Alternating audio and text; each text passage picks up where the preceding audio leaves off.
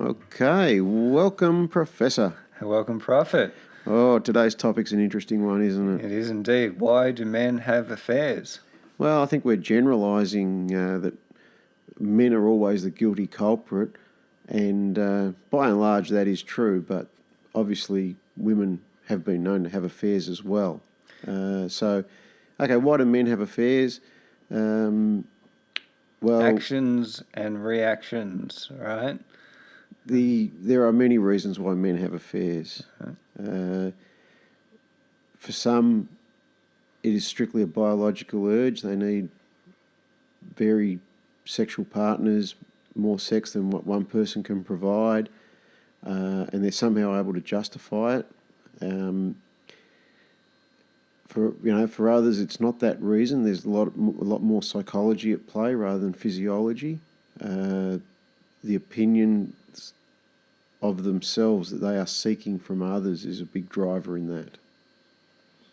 But women have affairs, I think, for the same reason. Suddenly a guy comes along who makes her feel special when the husband's constantly telling her that she's lost it, doesn't have the beauty that she used to have, or some similar sort of messages to that, and a guy comes along and thinks the world of her and plays on the deficiency of that reassurance.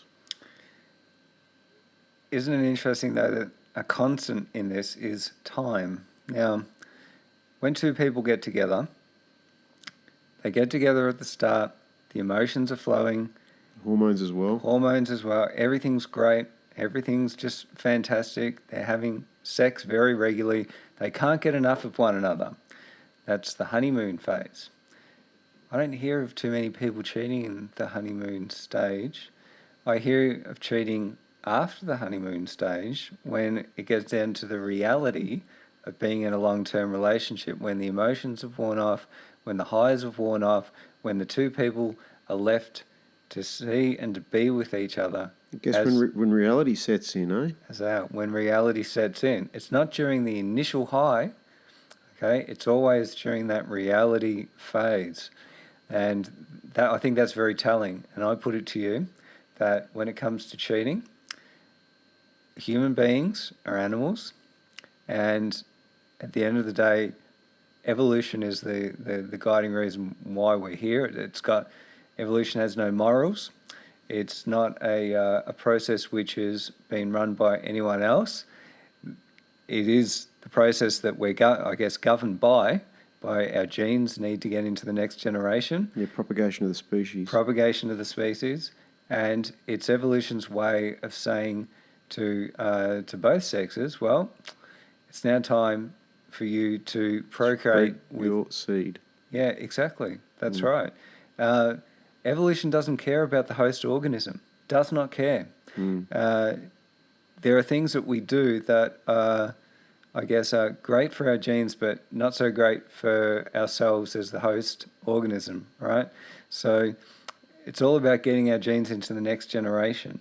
And we have all this society construct around us to try to prevent us from doing these things, but our minds, our brains, our bodies, they're running on software that hasn't really evolved that much, despite our level of technology. Yes. It's interesting that mankind, through their superior intelligence, has tried to rewrite the laws of evolution. And we see this in everything from organised religion to feminism. It's trying to rewrite how we got here. It's almost like suggesting that gay tendencies could be bred out of individuals or suppressed. That basically use your mind to control behaviours that are socially unacceptable, when in reality that the concept of nature, which is one of cross-breeding as far and wide as you could imagine, we have decided that this is not the way the human race should go.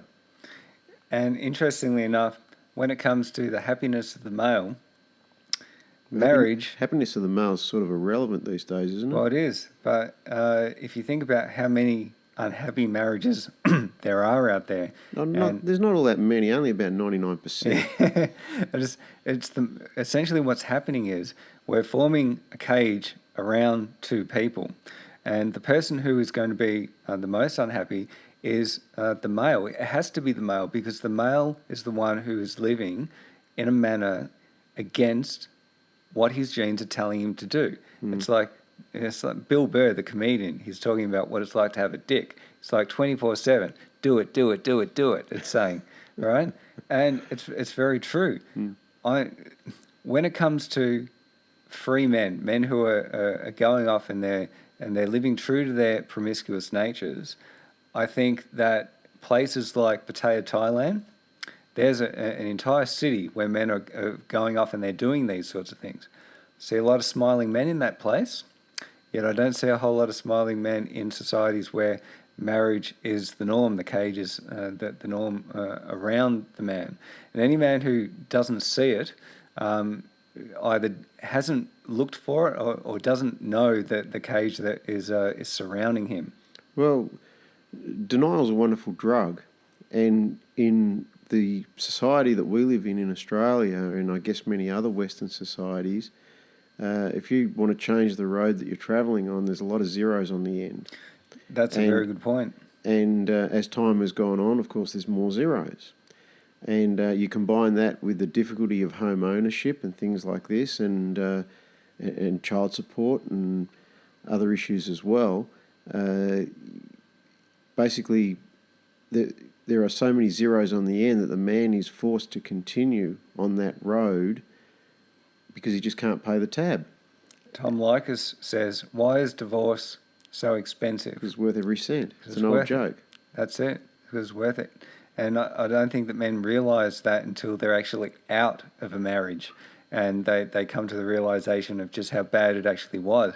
When they start living free to doing the things that they really want to be doing, that's when they realise they're at their happiness.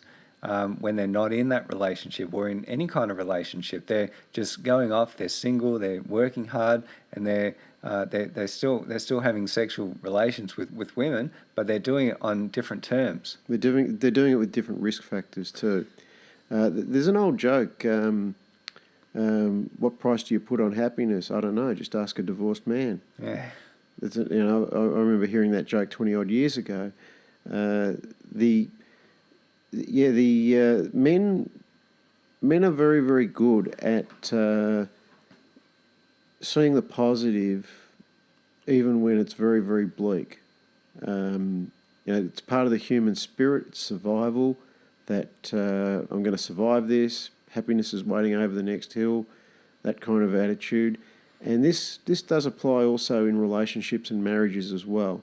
That it's not that bad, and it is going to get better. I just have to hang in there. Of course, it's only when the clash of realities happen and it's all over and they can actually sit down and see it all with some clarity and some reality do they realise that they've actually gone through hell on the way to heaven. It's very, very difficult to be self-aware to the point where one can analyse their own relationship, because everything in their life, including where they're going to sleep tonight, pivots on this. It's a big problem, though. The men who are the most self-aware, the men who are the most intelligent, and the ones who are the most knowledgeable about all this sort of stuff can be the most dangerous, especially when it comes to relationships and to the concept of monogamy. What man, for instance, there's the saying that a man's only as faithful as his options, and there's a great deal of truth in that saying. Was it John Paul Getty who said that marriage is only due to man's failure in business? Very cynical, right? But if you think of it, there's a great deal of truth in that. For what rich, wealthy, highly successful man, if he's being really true and honest to himself and he excludes all the outside influences that are trying to lead him down one particular path, right? What man is going to accept one woman over a whole bevy of women if he's got those options? Think about horses. What do we do with a prized male horse? We right? breed from it. Exactly. We put it out to stud. We're not going to keep that horse just with one other horse. The concept is ridiculous, right? It's got champion genes. And what do we see in human civilization when it comes to the most domineering, most successful, most rich men, the men with power, money, influence, and fame? They're the men who women find most attractive. But of course, therein lies the rub, right? A man like that's not going to stay faithful, is he? Well, I'm hearing a lot of contradictions here. Hey? It's okay. The evolution obviously plays a very big part of this. The choice of mate from the women's perspective, choose a mate that's strong, that's powerful, successful, intelligent, all those kinds of things. But therein lies the contradictions. It's wonderful. Choose a mate that has all those qualities, but just bear in mind that others would like to choose him as well.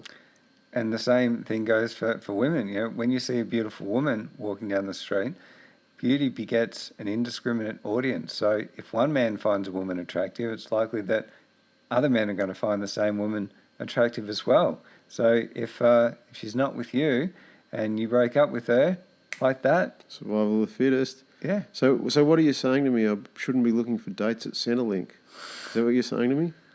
Well, I don't think that there's many women looking for dates down at Centrelink. No. I don't see a whole lot of demand for the male homeless. Yet if a woman be beautiful and young and homeless, it wouldn't be long before she finds herself in a nice house, right? Off the streets. No comment. Interesting. Yes, this is you need to think beyond the obvious and beyond the societal expectations to understand exactly what we're talking about here. Men, coming full circle, why do men have affairs? Well, because they believe that they're entitled to. They believe that they are in a position where, why wouldn't they? Why do women have affairs? Well, also that reason, but also because they are seeking a message Validation. of validation of their beauty. For men, it's a power trip. For women, it's a validation of beauty. I guess the two work very well together, and we could comfortably say that there's going to be many more affairs in the human race in the future. The movie American Beauty, I think, is very telling about what goes on behind the scenes when it behind closed doors, right? Often we look at people and we think, oh, they're rich, they're successful, They've got it together. But at the end of the day, the stuff that's going on behind the closed doors, it could be two people who are not so happy. They've got difficulties in their relationship, and they're engaged in some kind of power struggle, and it's the same old stuff. It really is. The circumstances are different, the individuals who are involved are different, and yet it is the same old stuff at the heart of the day. When I was studying psychology, I remember a lecturer was very open with us, and he said work with people with less money. He said that their problems are easier to solve. And when he elaborated on it, he said that the more a psychologist charges, the more complex and the more difficult stuff seems to come to the surface. A lot of these people that have the Midas touch appear to be very successful. Underneath is a cesspool of quite complicated, interrelated psychological issues. And of course, when the front door is locked and the drapes are pulled, these, the liquor cabinet's open, these issues come to the surface. I never met anyone that lived in a mansion that was happy. But I have met plenty of people that live in one-bedroom apartments and basements and motorhomes that are extremely happy. It is interesting, isn't it, that the more we have materially, the less happy that we can be as humans. And some of the happiest people I've met have literally got nothing. I've walked into their condos in Thailand and I've looked around and there's not a whole lot of stuff there. And the most expensive item that they have is something that I've given them, but it's not even, it's there, it's on loan to them, that's something that I've needed for my business, like a chair, right?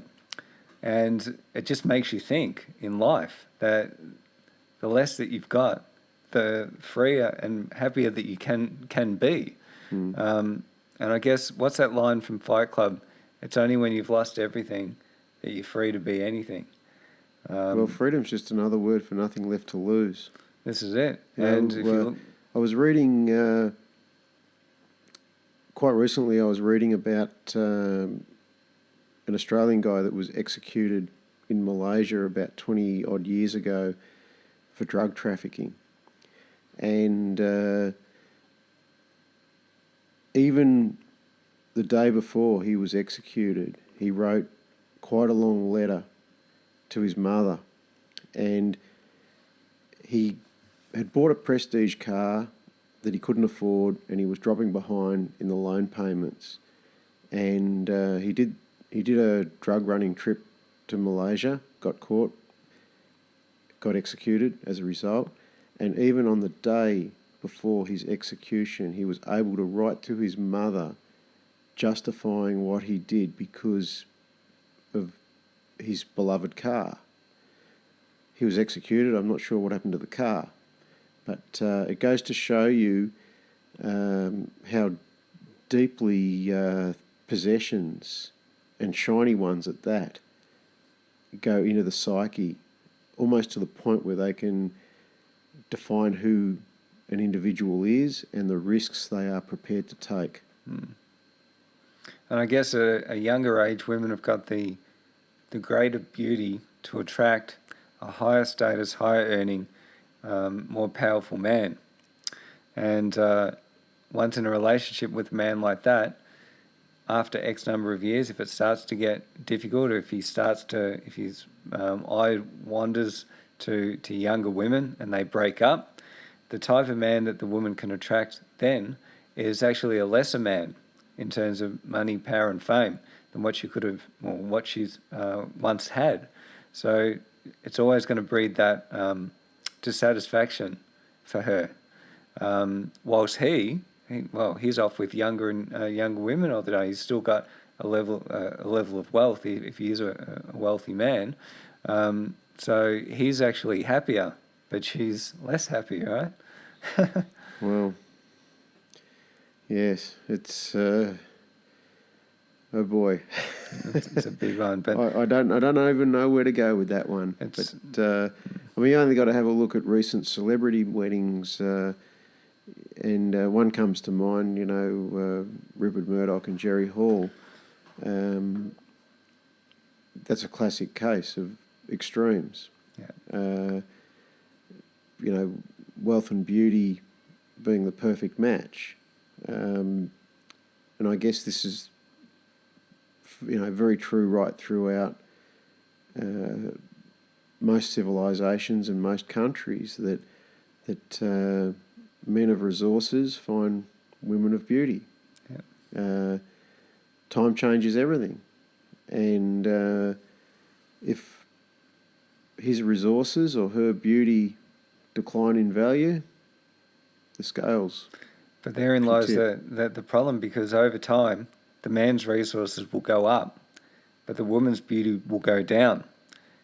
The man then will become less attracted to the woman, and his eye will wander to younger, more beautiful women, and his pocketbook can afford to be with that type of woman. So really, a rich and powerful man, why is he getting married? Well, I think it's more about his stature within society, how he's seen. In terms of power, he's going to gain more power by getting married than if he stays single, because many people are they don't trust single men. It's all about how that man is seen. But I think it's almost inevitable in many ways. Any man who hasn't cheated, there still is the desire there. Well, that's what modern day pornography achieves. It's it's cheating but not cheating. It's a way of satisfying urges within the mind without finding the mischief that people used to. And of course, in modern times, we've gone the next step further. We've got sexting, we've got online relationships, which are really nothing more than an affair as well. A lot of males have multiple Facebook accounts for multiple aspects of their personality, I guess you could say. Things have changed with the times, but the same desires are still at the heart of it, and that is the desire to live multiple lives, not just double lives, multiple lives.